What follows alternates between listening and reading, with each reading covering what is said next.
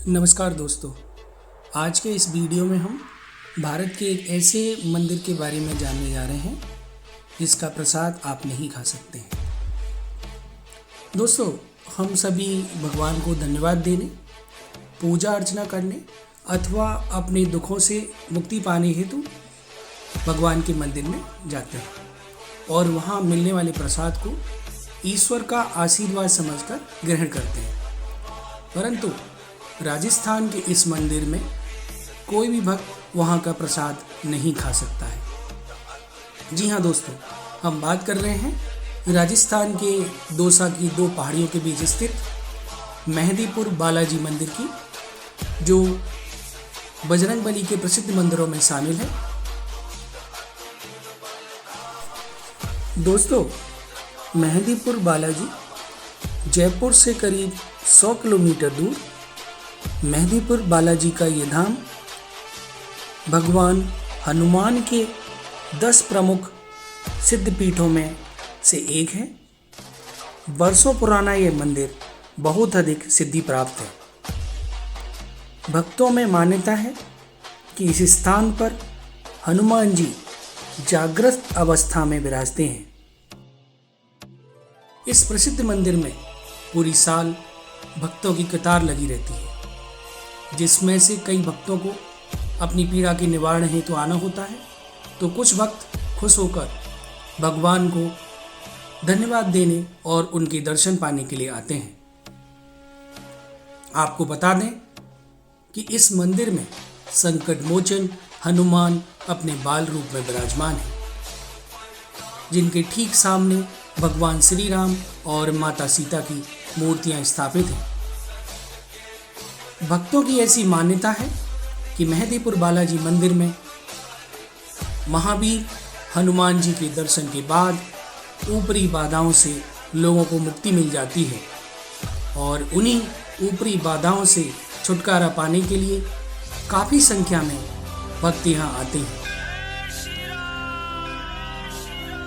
इसके अलावा इस मंदिर में प्रेतराज सरकार और भैरव बाबा की प्रतिमा भी स्थापित है।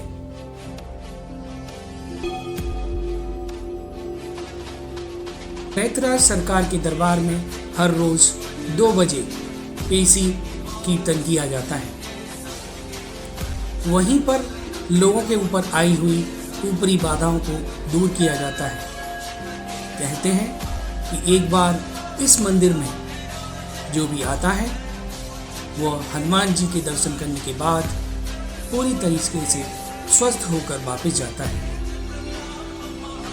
लेकिन आपको जानकर हैरानी होगी कि भक्तों के लिए इस मंदिर के नियम कायदे बड़े ही विचित्र हैं। कहा जाता है कि यहाँ जो भी भक्त दर्शन के लिए आते हैं उन्हें दर्शन से कम 1 सप्ताह पूर्व से ही लहसुन, प्याज, मांसाहार और मदिरा पान आदि का सेवन बंद कर देना चाहिए। यही नहीं, राजस्थान के मेहंदीपुर बालाजी मंदिर का एक और बड़ा विचित्र नियम है। भक्त द्वारा यहाँ के प्रसाद को ना तो खाया जा सकता है और ना ही किसी और को दिया जा सकता है। यहाँ देखा गया है कि जिन व्यक्तियों के ऊपर भूत प्रेत और बुरी आत्माओं का वास होता है वे यहाँ की प्रेतराज सरकार और कोतवाल कप्तान के मंदिर में प्रवेश करते ही चीखने चिल्लाने लगते हैं और फिर वे बुरी आत्माओं के प्रभाव से मुक्त हो जाते हैं। बुरी आत्माएं, भूत पिशाच आदि पीड़ितों के शरीर से बाहर निकल जाती हैं। कहा जाता है कि यहाँ आने वाले किसी भक्त पर यदि भूत प्रेत का साया हो तो वह दूर हो जाता है। ये चमत्कार कैसे होता है यह कोई नहीं जानता है, लेकिन लोग सदियों से भूत प्रेत और बुरी आत्माओं से मुक्ति के लिए दूर दूर से यहाँ आते हैं। पौराणिक कथाओं के अनुसार ऐसी मान्यता है कि बालाजी महाराज के हजारों गढ़ यानी कि अभिशप्त आत्माएं यहाँ बालाजी की नित्य लगने वाले भोग की खुशबू से तृप्त हो रही है। इसीलिए यहाँ भूत प्रेत के साए से परेशान लोग आते हैं और ठीक होकर जाते हैं। मंदिर से जुड़ी कहानी है कि यहाँ तीनों देवों की प्रधानता है, श्री बालाजी महाराज, श्री प्रेतराज सरकार और श्री कोतवाल भैरव जी। यह तीन देव यहाँ आज से लगभग 1000 वर्ष पूर्व प्रकट हुए थे। इनके प्रकट होने से लेकर अब तक 12 महंत इस स्थान की सेवा पूजा कर चुके हैं। दोस्तों, मेहंदीपुर बालाजी मंदिर के बारे में ये बताया जाता है कि जिसके ऊपर भी प्रेत बाधा जैसे भूत प्रेत पिशाच आदि अगर होती है तो इस मंदिर में आते ही ऐसी बुरी शक्तियां कांपने लगती हैं। यह भी बताया जाता है कि मेहंदीपुर बालाजी धाम में मुख्यतः नकारात्मक शक्ति एवं प्रेत बाधा से पीड़ित लोगों के लिए जाना जाता है।